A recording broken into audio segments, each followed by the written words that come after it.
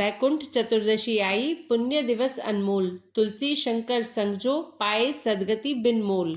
बैकुंठ द्वार खुल गए, पुण्य भरा संसार, तुलसी संग शिव पूजिए, हरेंगे दुख अपार। हरे कृष्णा। परम भगवान श्री कृष्ण को प्रिय यह कार्तिक मास बस अब समाप्त होने वाला है और इस कार्तिक मास के अंतिम दिन से एक दिन पहले का समय यानी कि बैकुंठ चतुर्दशी प्रत्येक वर्ष कार्तिक मास के शुक्ल पक्ष की चतुर्दशी को बैकुंठ चतुर्दशी के नाम से जाना जाता है।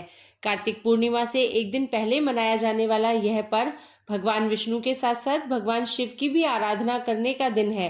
कार्तिक मास व्रत का पालन करने वाले प्रत्येक मनुष्य के लिए यह वैकुंठ चतुर्दशी का दिन अत्यंत महत्वपूर्ण है। तो आइए आज के इस विशेष वीडियो में जानते हैं कि इस बार वैकुंठ चतुर्दशी का व्रत कब प्रारंभ हो रहा है, इस दिन भगवान विष्णु की पूजा करने का समय कौन सा है और भगवान शिव की आराधना किस समय की जाएगी। तो चलिए आज के इस वीडियो का आरंभ करते हैं। वैकुंठ चतुर्दशी के दिन भगवान विष्णु और भगवान शिव दोनों की ही पूजा की जाती है। इस बार वैकुंठ चतुर्दशी का आरंभ हो रहा है 14 नवंबर गुरुवार के दिन सुबह 9:43 पर और इस तिथि की समाप्ति होगी 15 नवंबर प्रातः 6:19 पर। इस प्रकार इस बार हम वैकुंठ चतुर्दशी का पर्व मना रहे हैं 14 नवंबर गुरुवार के दिन।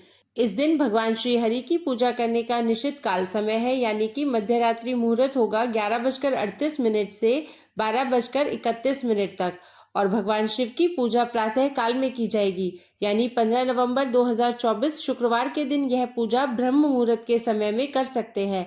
ऐसा कहा जाता है कि जो भी व्यक्ति वैकुंठ चतुर्दशी के उपलक्ष्य में पूर्ण श्रद्धा और निष्ठा के साथ भगवान शिव और भगवान श्री हरि की पूजा करता है उसे वैकुंठ में स्थान प्राप्त होता है और इसलिए इस चतुर्दशी को वैकुंठ चतुर्दशी के नाम से जाना जाता है।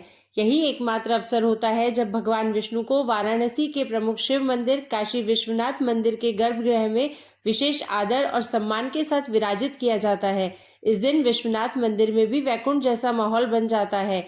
भगवान शिव और भगवान विष्णु की पूजा करते हुए अनेकों भक्त भगवान श्री हरि के हजारों नामों का पाठ करते हैं और भगवान श्री हरि को 1000 कमल पुष्प भी अर्पित किए जाते हैं। वैसे तो वैकुंठ चतुर्दशी के दिन भगवान विष्णु और भगवान शिव दोनों की पूजा की जाती है लेकिन इन दोनों की पूजा का समय अलग अलग होता है।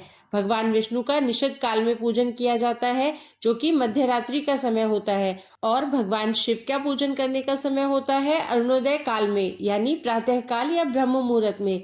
इसका वर्णन हमें स्कंद पुराण में प्राप्त होता है। वाराणसी के मणिकर्णिका घाट पर अरुणोदय काल में स्नान करना सबसे महत्वपूर्ण बताया गया है। कार्तिक चतुर्दशी पर इस पवित्र स्नान को मणिकर्णिका स्नान के नाम से भी जाना जाता है। इस दिव्य अवसर पर विष्णु सहस्त्र नाम भगवान विष्णु के 1000 नामों का पाठ करते हुए भगवान विष्णु को सभी भक्तजन 1000 कमल पुष्प अर्पित करते हैं। वास्तव में कार्तिक शुक्ल चतुर्दशी के दिन भगवान श्री विष्णु भगवान शिव का पूजन करने के लिए वाराणसी गए थे और भगवान विष्णु ने 1 सहस्त्र कमल के पुष्पों द्वारा भगवान शिव का पूजन किया था। जब इस प्रकार भगवान विष्णु शिव जी को कमल के पुष्प अर्पित कर रहे थे तो उस समय भगवान विष्णु को ज्ञात नहीं हुआ लेकिन वहां पर अंत पुष्प नहीं था अर्थात वो कमल पुष्प 999 ही थे। अब शिव जी की तपस्या और व्रत को पूर्ण करने के लिए भगवान विष्णु ने उनके नेत्र जो कि स्वयं कमल के समान है उन्हीं को निकालकर भगवान शिव को अर्पित कर दिया और इस कमल के स्वरूप में अर्पित किए गए भगवान विष्णु के इस नेत्र से भगवान शिव अत्यंत प्रसन्न हो गए।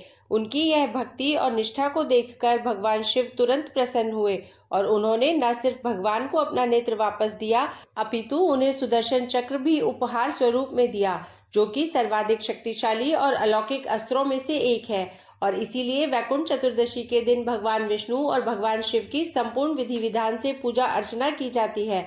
हम सब जानते हैं कि भगवान शिव चातुर्मास के दौरान इस सृष्टि का कार्यभार संभालते हैं। जिस समय भगवान श्री हरि योग निद्रा में चले जाते हैं उस समय भगवान शिव इस संपूर्ण पृथ्वी की देखरेख करते हैं और जब भगवान विष्णु अपनी योग निद्रा से बाहर आते हैं तो भगवान शिव पुनः उन्हें संसार का कार्यभार सौंप देते हैं। इस प्रकार हरि और हर इन दोनों के मिलन की बेला को वैकुंठ चतुर्दशी के नाम से जाना जाता है और इसीलिए विष्णु धर्मोत्तर पुराण के अनुसार कार्तिक मास के शुक्ल पक्ष की चतुर्दशी तिथि पर भगवान शिव और भगवान विष्णु का एक साथ पूजन किया जाता है। दोनों देवताओं की महापूजा की जाती है और रात्रि में जागरण किया जाता है।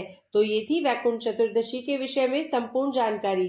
अगर आप इस विषय में कथा सुनना चाहते हैं तो आपके अपने इस चैनल को सब्सक्राइब करके रख लीजिए और नोटिफिकेशन ऑन करके रखिए, ताकि इस वैकुंठ चतुर्दशी की विशेष कथा को भी आप सुन पाए।